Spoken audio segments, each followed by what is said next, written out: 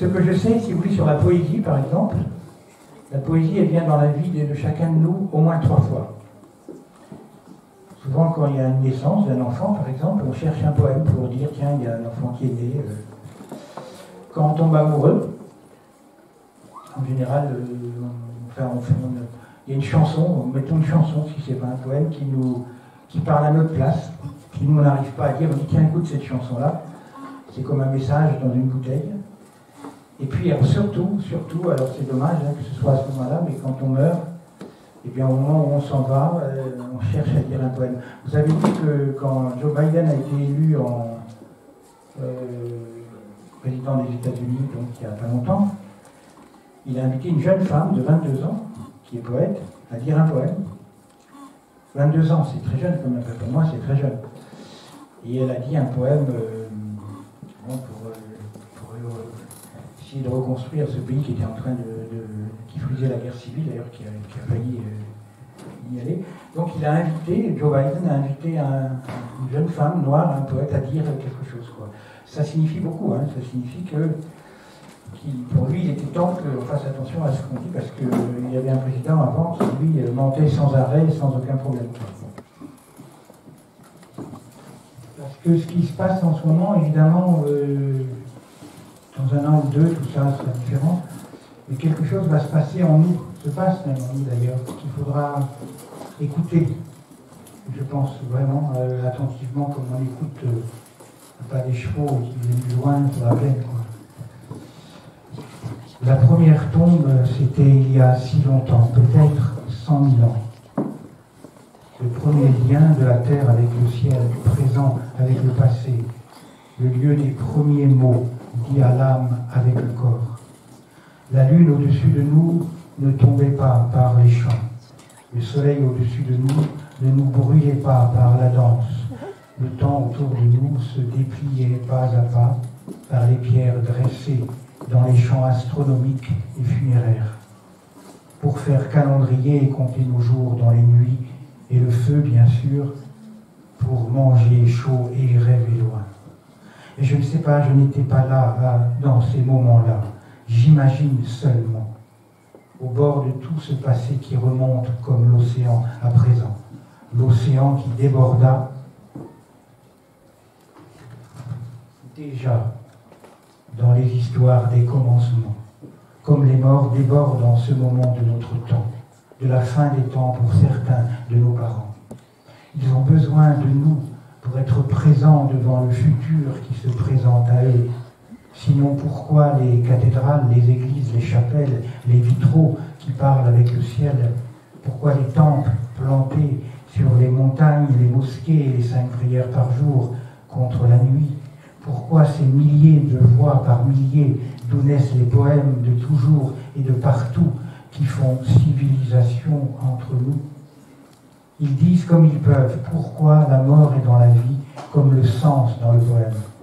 Jeter la mort par la fenêtre, c'est retirer à la vie ces voyages infinis par les religions ou les rêveries. Le jour de l'enterrement de mon père, beaucoup trop tôt dans le cours d'une vie, il y avait, ainsi que pour les rois et les reines, les princes et les mendiants, princes au moins à l'heure de leur mort, comme tout le monde, tous les fils d'un Dieu que nous sommes, même ceux qui ne croient pas au Dieu, mais seulement à la fleur, à l'arbre, à la pluie, à la neige et aux enfants qui s'en éclairent. Tous, nous savons que ce jour-là est le jour des rois, le jour du pourquoi la vie vit tant avec la mort. Où iront-elles? L'un avec l'autre, l'une sans l'autre. Le jour de l'enterrement de mon père, il y avait 5 prêtres, comme pour un roi, mon roi à moi. Une fourgonnette à la jambe de bois, celle d'un voisin au cœur sur la main. Il transportait comme il pouvait le cercueil de mon père de notre maison au cimetière. La fourgonnette boitait, une roue qui roule, une autre qui marche, jamais à la bonne vitesse, toujours à la vitesse des sanglots qui sortent, mais comme ils peuvent, de la gorge. Une larme tombe, une autre descend seulement. Il y avait de quoi pour moi, pour ma mère, mon frère, mes sœurs, ses frères, sa sœur et ses amis. Il y avait nos amis, les proches et les lointains, venus de tous les coins. Il y avait de quoi nous consoler. Nous étions contaminés par la mort, sa mort qui qui aurait pu nous terrasser. Il y avait de quoi nous sauver, au moins le temps de ne pas mourir, nous aussi, mais de chagrin. Une fleur, un chant, une prière, des corps qui se serrent, c'était il y a longtemps, il y a 100 000 ans, il y a 15 jours seulement. Voilà, ce poème. Et puis je vais vous en dire un dernier, parce que pendant le confinement, j'ai cassé mon téléphone. Mon téléphone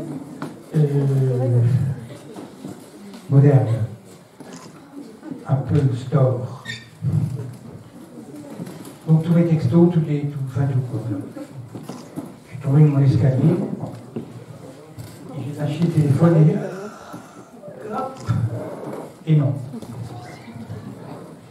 Alors j'ai écrit un petit poème, j'en ai écrit plusieurs, mais celui-là, vous allez voir, ça s'appelle Allô la Terre. Étrange ce téléphone qui se tait depuis 2 jours, avec ma main qui le cherche des yeux partout, surtout sur la chaise posée à plat et en bleu, il attend. Rêve du dernier appel, c'était toi, c'était beau, ça faisait du bien. On dirait un avion en réparation qui attend son remplaçant pour faire traverser le ciel aux voies arc-en-ciel. On dirait qu'il se repose d'avoir tant parlé et écouté. On dirait une voiture à l'arrêt, un silence qui attend son écho. Je me souviens de mon premier téléphone, attaché à sa laisse comme un petit chien. Il prévenait de l'arrivée des voisins dans la cour. « Allô, New York, passez-moi le 22 à Asnières, s'il vous plaît. » Vous vous souvenez?